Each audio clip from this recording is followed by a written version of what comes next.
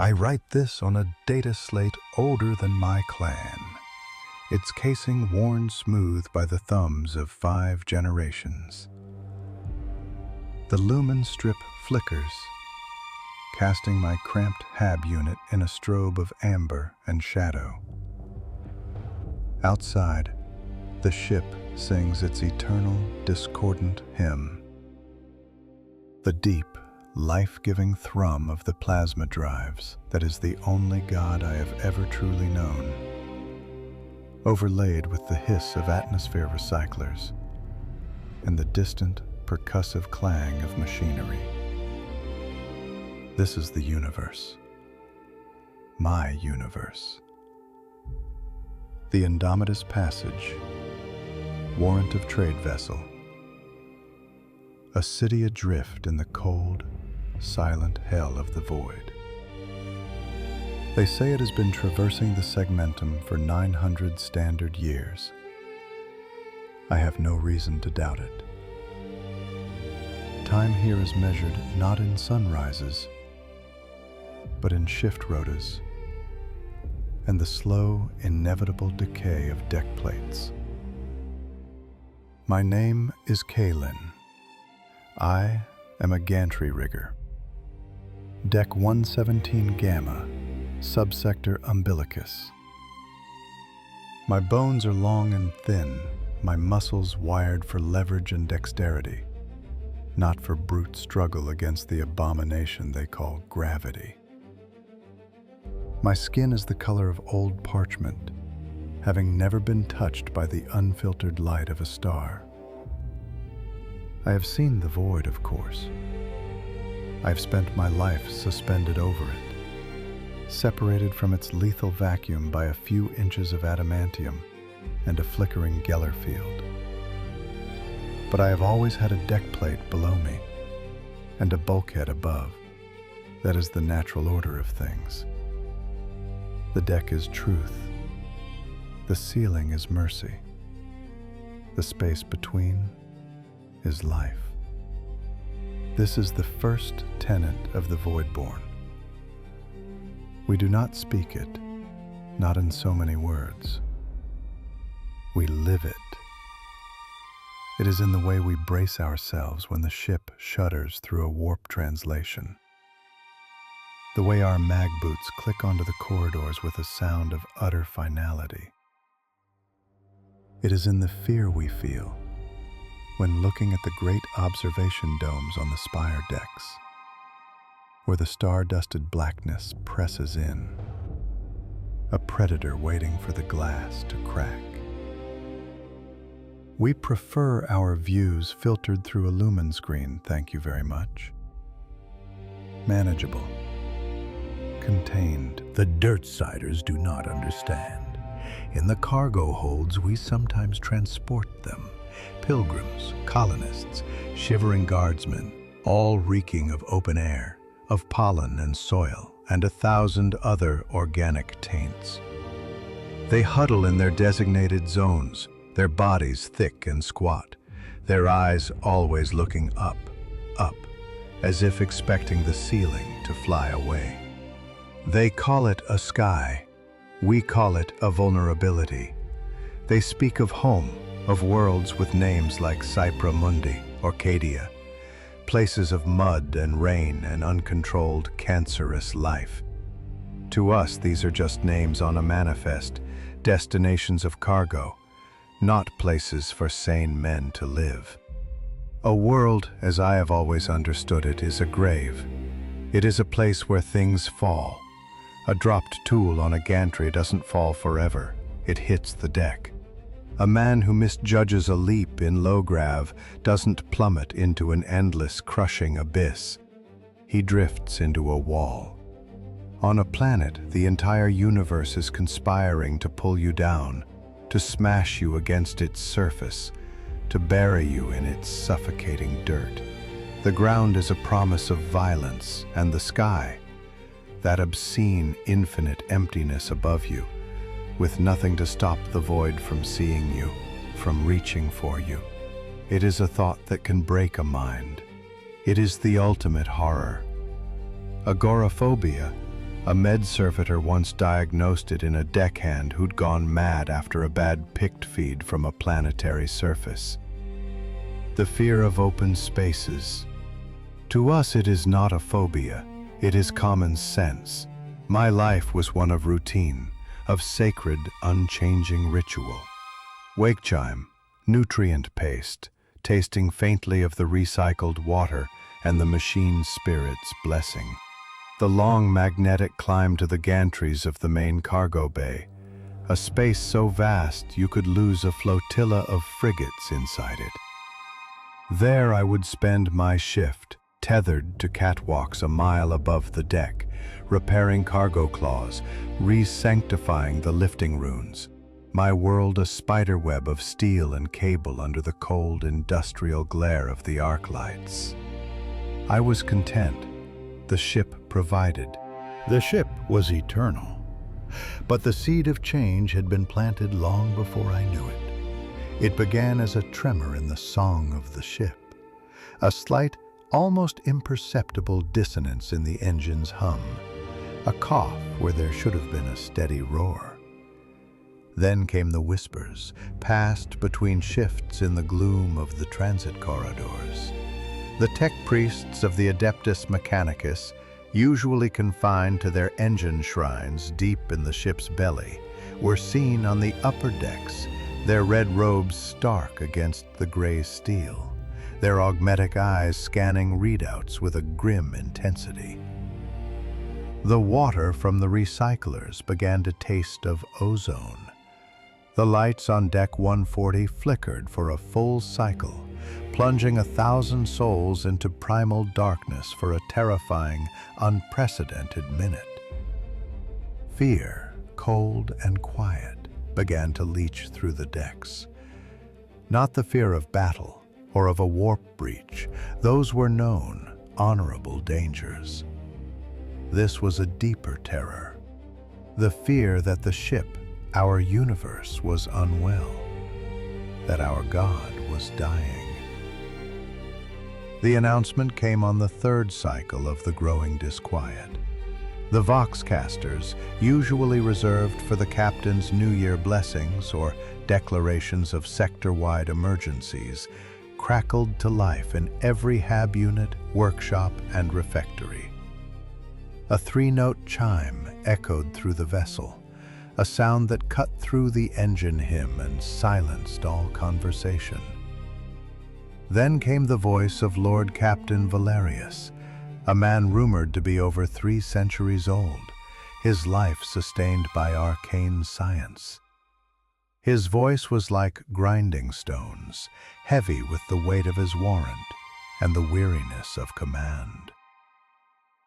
"People of the Indomitable Passage," he began, the ancient words imbued with a terrible gravity. "By the grace of the God Emperor and the authority vested in me by the Lords of Terra, I speak to you now not as your captain, but as your custodian. For 9 centuries this vessel has been our bastion, our home. But the machine spirit weakens. The heart of this great ship falters. A collective intake of breath, a million souls holding still. I was in my hab, cleaning the magnetic seals on my boots, and I froze, my hand hovering over the worn metal. The primary plasma conduits suffer a catastrophic cascade failure. The Omnissiah's blessings are not enough. The damage is too severe to be mended in the void. We must seek a haven. We must make landfall. The word hit me like a physical blow. Landfall, an archaic term, a dirtsider's word. It felt foul in my mind. The deck beneath my feet, the solid, reliable steel that had supported my family for generations, suddenly felt treacherous. I felt a phantom sensation, the crush, the terrifying pull of a gravity well, even though we were still in the calm of the void. Our astropaths have located a system designated 734 Beta, the captain's voice continued, oblivious to my personal crisis. It contains a single, viable world, an imperial agri-world, listed in the archives as Veridia. Quiet, feral in places, but compliant. We will make for the designated orbital anchorage, and our most vital engineering crews will descend to the surface to effect repairs using planetary forges. This is not a choice. It is a necessity for the survival of the Indomitable Passage and for us all. The Emperor protects. The Vox clicked off. Silence. A profound, unholy silence that was more terrifying than any alarm. The engine's song now seemed a death rattle. My gaze drifted to the small, grimy pict screen above my bunk. With a trembling hand, I keyed in the command for the forward auger array. The screen flickered, displaying the star charts. And there it was. A tiny, insignificant speck, flagged with the Imperial Aquila. Veridia. As the ship began its slow, ponderous turn, the speck grew. It resolved into a marble, a ball of nauseating blue and white, and a virulent, sickening green. A world. A grave. And we were falling towards it. For the first time in my life, I felt the terrifying, blasphemous desire for the ship to stop, to fail completely, to die here in the clean, honest dark of the void, rather than suffer the indignity of settling on that thing. What is a world, I thought, a cold sweat beading on my brow, but the universe's biggest cage? The journey to Veridia was a slow, grinding torment. With every passing cycle, the planet grew in the forward pict screens from a mote of light to a baleful eye staring into the heart of our vessel. It swelled with sickening color, a swirl of venomous green, and a blue so deep it felt like a different kind of void, one that promised drowning instead of vacuum. The ship's hymn became a dirge. The usual thrum of the plasma drives was now punctuated by the jarring corrections of the maneuvering thrusters, each one a shudder that ran through the deck plates like a spasm of agony. The very gravity of our home was in flux, a subtle, nauseating tide that made the unwary stumble and the veteran's stomach churn. We were caught in the planet's crush, its obscene influence reaching across the void to lay a clammy, invisible hand upon us. We were all sick, afflicted with a planetary malaise before we had even breathed its air. My selection was a formality, a death sentence delivered on a flickering data slate by Foreman Gruel, a man whose face was a roadmap of weld burns and grim duty. "Kaelen," he grunted, not meeting my eyes. "Your clan has always maintained the primary cargo clause. You know high-torque engineering. You're on the surface crew. First lander, 0600 cycle." He did not wait for an answer. There was no answer to give. Duty, like the ship's hull, is absolute. It can be breached, but the result is a vacuum for the soul. I felt the blood drain from my face, a cold, prickling sensation that left my skin feeling thin and stretched. My clan. He had to mention my clan, as if the legacy of 5 generations of riggers was a path leading directly to this blasphemy. I wanted to scream that my ancestors worked in the honest void, that they would spit on the very concept of standing on a ball of dirt. but the words were rust in my throat. I simply nodded, the gesture feeling like a betrayal of everything I was. Isolation began then. My crewmates, the men and women I had shared nutrient paste and shift rotas with for my entire life, now looked at me with a new expression. A mixture of pity and a terrible, primal fear. I was tainted. I was one of the chosen damned, marked for the descent. They would press a ration bar into my hand and mutter, "Emperor's Grace," but their hands would withdraw quickly, as if I were already carrying some planetary plague. I was a ghost in the corridors of my own home, haunting the places I belonged. Already separate, already lost. The lander was a brutalist machine named the Forge Hammer, and it lived up to its name. It was not a ship, but a crate with engines, designed for atmospheric abuse, not grace. We were strapped into crash cowdas, 24 of us, a grim congregation of riggers, welders, and tech adepts, all clad in heavy, sealed work rigs. The air inside was thick with the smell of recycled oxygen, hot metal, and the unmistakable acrid tang of fear. The hatch sealed with a pneumatic hiss that sounded like a tomb being closed for the last time. There was a lurch, a deafening clang as the magnetic clamps released. And we fell. I had never truly fallen before. I had drifted, floated, been propelled. But this was different. This was a violation. The crush of Veridia seized our little craft and pulled.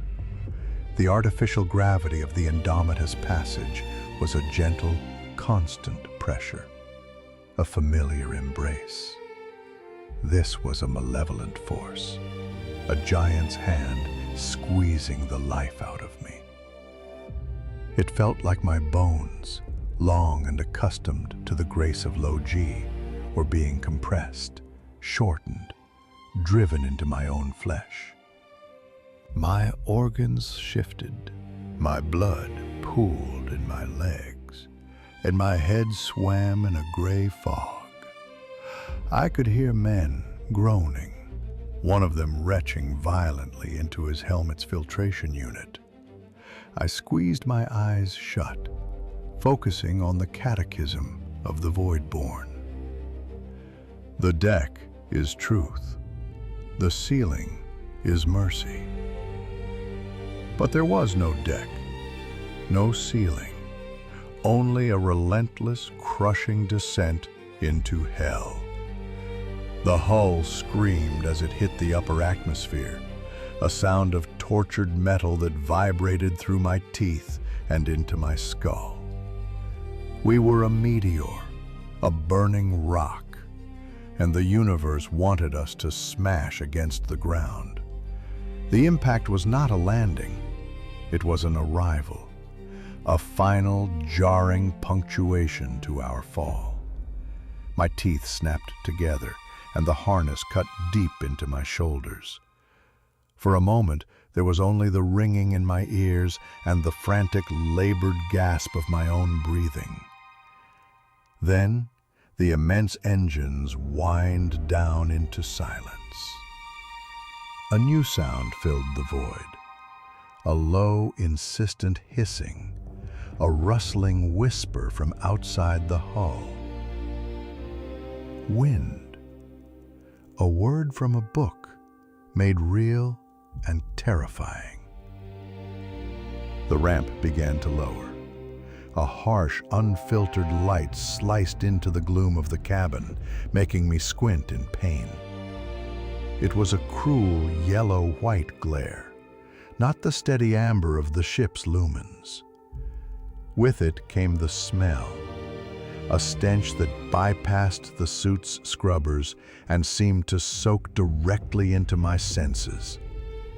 It was the smell of rot and life, of wet earth and something cloyingly sweet. A billion things growing and dying all at once. It was the planet's breath, and it was foul.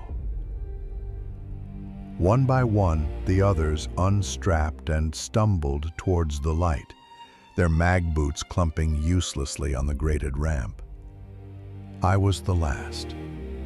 Every instinct, every fiber of my being screamed at me to stay inside, to seal the hatch and fire the engines, to flee back to the clean, sterile sanity of the void. But the foreman's bulk filled the doorway, his gauntleted hand gesturing impatiently. I forced my legs to move. They felt like pillars of lead. My entire body, which could move with the grace of a dancer on a zero-G gantry, was now a clumsy, heavy burden. Every step was a monumental effort against the tyrannical pull of the ground. I reached the end of the ramp, and my boot settled not on steel, but on something soft. It yielded. I looked down and saw dirt, a black, loamy substance, teeming with crawling things and sprouting with thin green shoots. I felt a surge of nausea so profound I nearly collapsed. This was it. This was the grave. I had set foot in it. Then I made the mistake of looking up. There was no ceiling. There was nothing. Only a vast, aching, terrifying emptiness of blue, stretching into an infinity that made the star-dusted void seem small and comforting.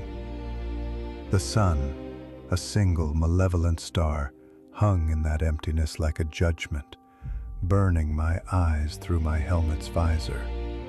I felt naked, exposed, pinned like an insect under the gaze of an uncaring god. The agoraphobia hit me like a physical blow. My lungs seized. The horizon, a distant blurry line of the monstrous green growths they called trees, seemed to rush towards me, and the sky seemed to press down, a boundless weight that threatened to crush my mind. I staggered, my hands flying up as if to ward off the sheer immensity of it all. I was a creature of pipes and corridors, of bulkheads and deck plates.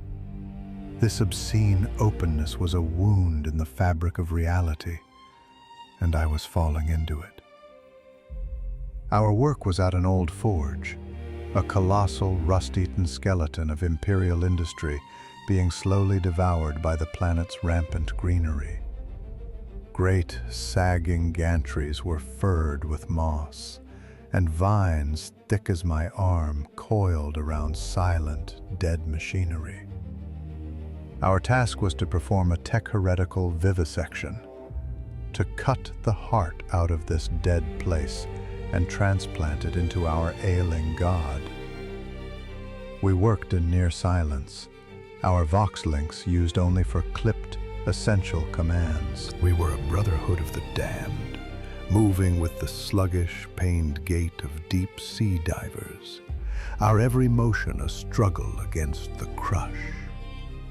I saw a woman, a welder named Lyra, stop mid-cut, her torch sputtering, and just hang her head, her whole body shaking with silent sobs inside her helmet.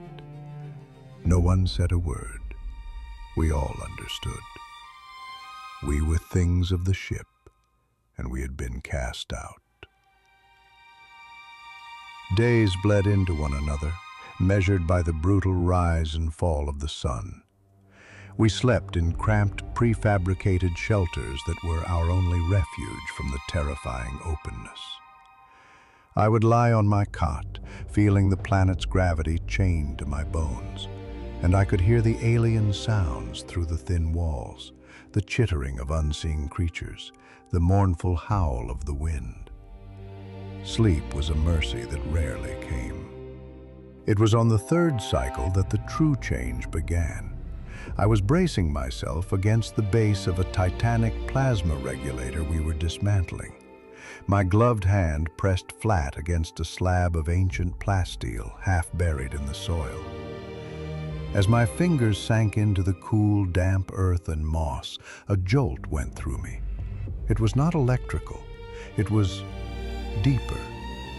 A resonance, a vibration that hummed not in the air, but in the marrow of my bones. For a fleeting second, the cacophony of the planet resolved into a single, coherent thought, a whisper that was not a sound but a feeling. You are home.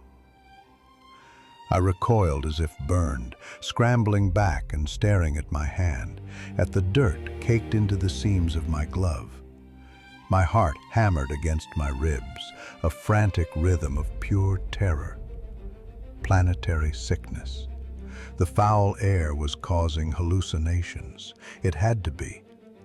I was Voidborn. My home was a steel womb 900 years adrift. This place was a tomb. And yet, the feeling had been as real as the ache in my legs, as real as the obscene sky above. The call, as I began to think of it, did not relent. It grew stronger, more insidious. It came when I was alone, patching a power conduit, the others out of sight.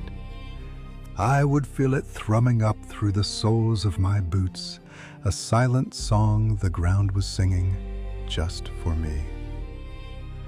I started to notice things. The way the light filtered through the canopy of the giant flora, creating shifting patterns on the rust. The smell of the rain, a clean, earthy scent that cut through the ever-present decay. My revulsion was being subtly, horribly eroded, replaced by a terrifying sense of familiarity.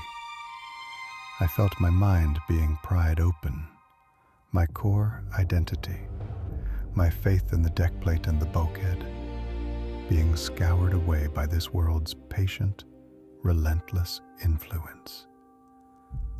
I was being corrupted from the inside out. The discovery came on the 7th cycle.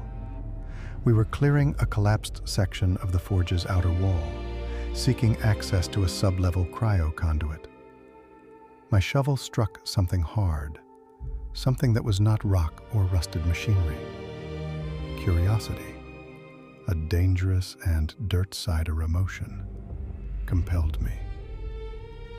I dug around the object, clearing away a century of soil and roots. It was a plasteel marker, a gravestone-sized plaque, pitted with age and stained green with algae. I scraped the grime away with my glove. There were words, etched in formal High Gothic. Veridia Reclamation Colony, Sector 7 Gamma. For those who keep the faith in the new Earth. And below the words, a symbol, a stylized cog with a flaring starburst at its core. I stared, my breath catching in my throat. I knew that symbol. I had seen it 1,000 times. It was stamped onto the base of my grandfather's oldest mag spanner, carved into the casing of the data slate I was using for this log. It was my clan mark. The world tilted. The sky, the trees, the rust-eaten forge. They all swam in my vision. My ancestors were not just Voidborn. They couldn't have been.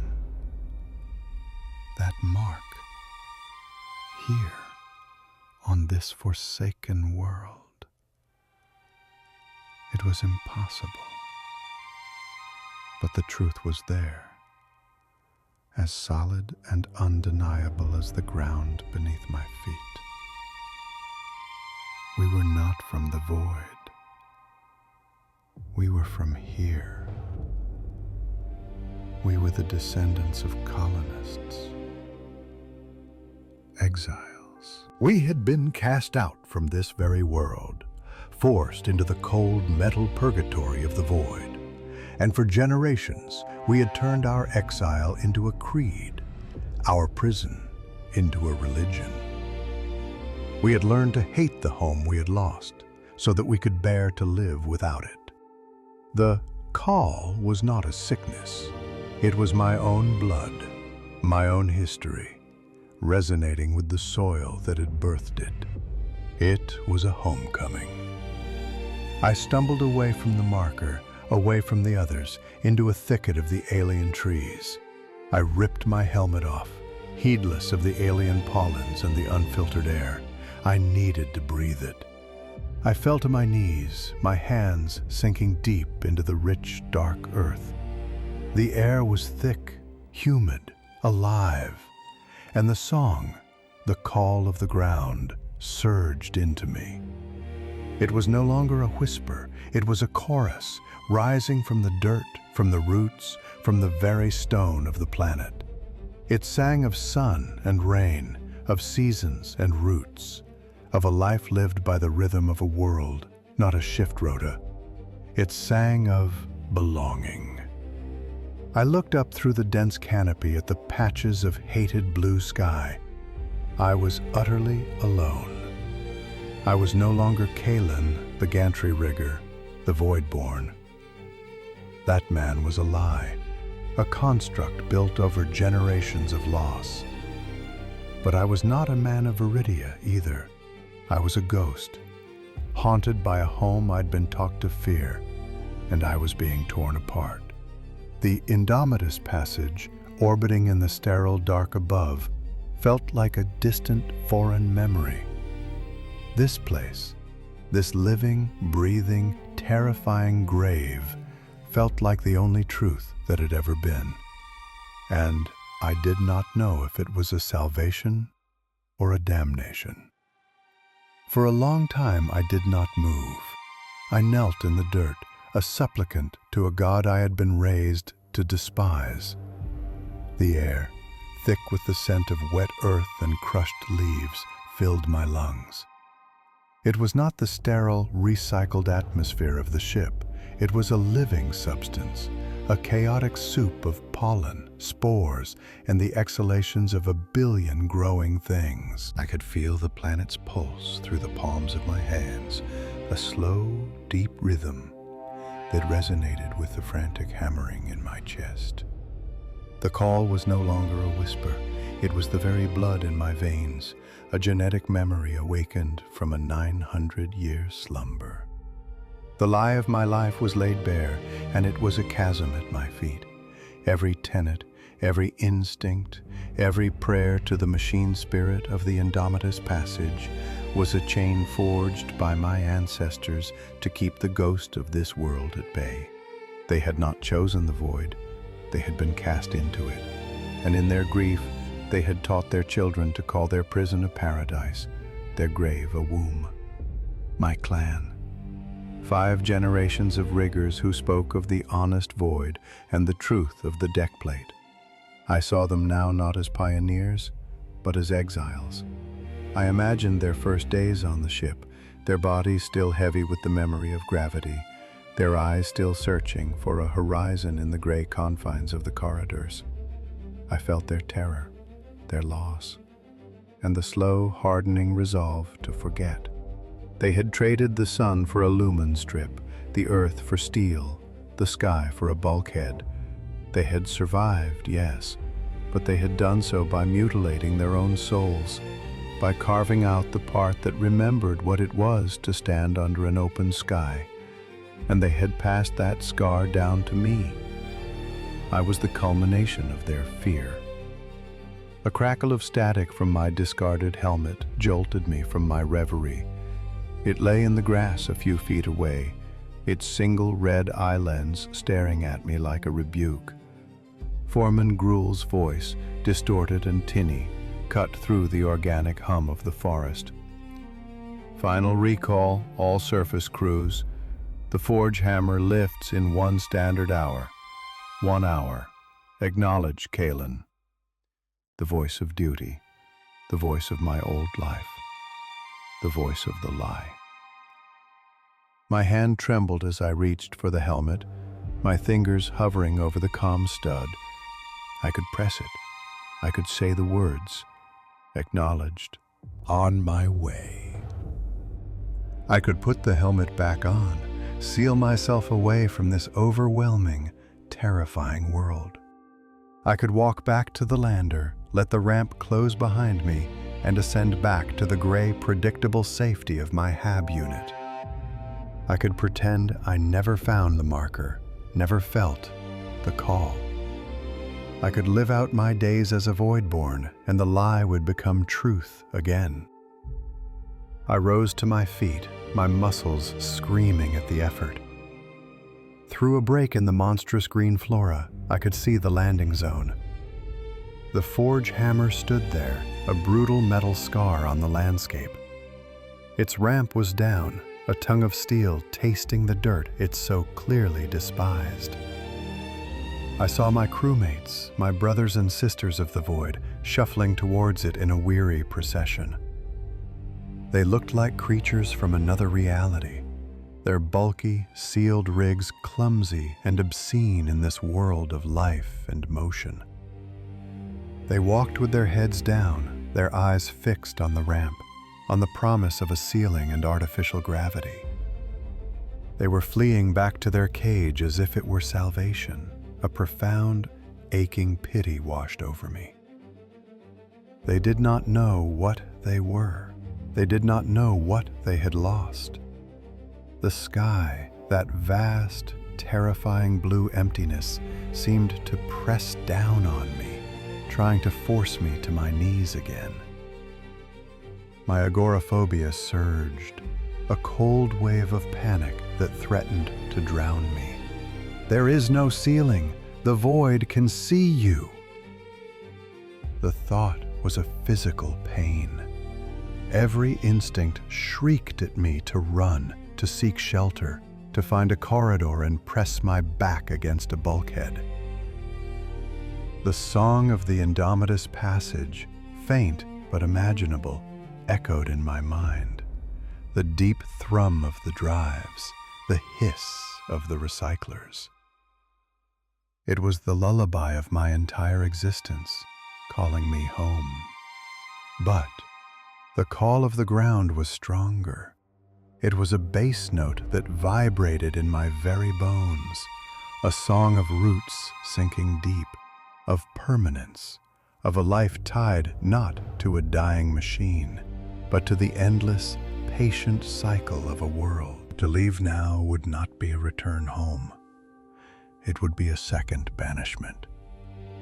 It would be a betrayal of the truth I had just unearthed. My ancestors had been cast out.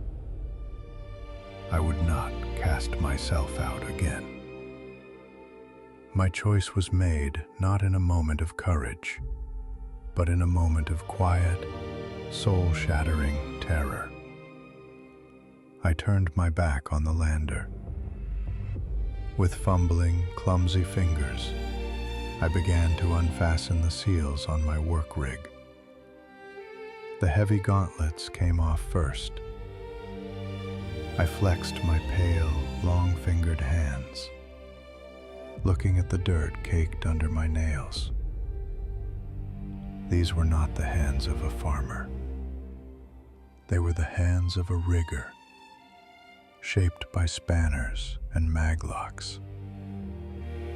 But they were my hands, and they were on my world. The helmet came next, then the chest plate, its integrated rebreather sighing as it powered down. Each piece of the suit I shed felt like a layer of my old self falling away, leaving me raw and exposed. Finally, I stood in my thin ship suit, the alien air raising goosebumps on my skin. A breeze, a real and living movement of air, rustled my hair for the first time in my life. It carried the scent of rain and damp soil. It was the most terrifying and beautiful sensation I had ever known. I watched as the last of my crew disappeared into the belly of the forge hammer. The ramp retracted with a hydraulic groan, sealing them inside. There was a moment of silence, and then the engines began to whine, rising in pitch to a deafening roar that shook the very ground I stood on. The ship lifted, at first slowly, then with gathering force, a fist of steel punching its way back into the sky, leaving a scorch mark on the living earth. I watched it go, my universe ascending without me. It was a physical agony, a tearing in my soul. Every person I had ever known, every familiar sight and sound was in that metal box, fleeing from the very thing I had chosen to embrace. I was utterly, completely alone. The lander shrank until it was just a glint of reflected sun, then a fading star. And then it was gone. Silence descended, profound and absolute, broken only by the whisper of the wind and the chitter of some unseen creature. The sky was still there, vast and blue and horrifying, but my perception of it was changing. It was no longer a threat. It was just there, a roof. A different kind of roof than I had ever known, one that I might one day learn to live under. I looked down at the data slate in my hand, its lumen strip a pathetic, flickering thing in the honest light of the sun. This log, this testament to a life that no longer existed, was complete. I placed it gently at the base of my clan's marker, a message in a bottle for a future I could not see. What is a world? It is not a grave or a cage. It is a choice. It is the terrifying, beautiful, unknown truth. My name is Kaelen, and I am home.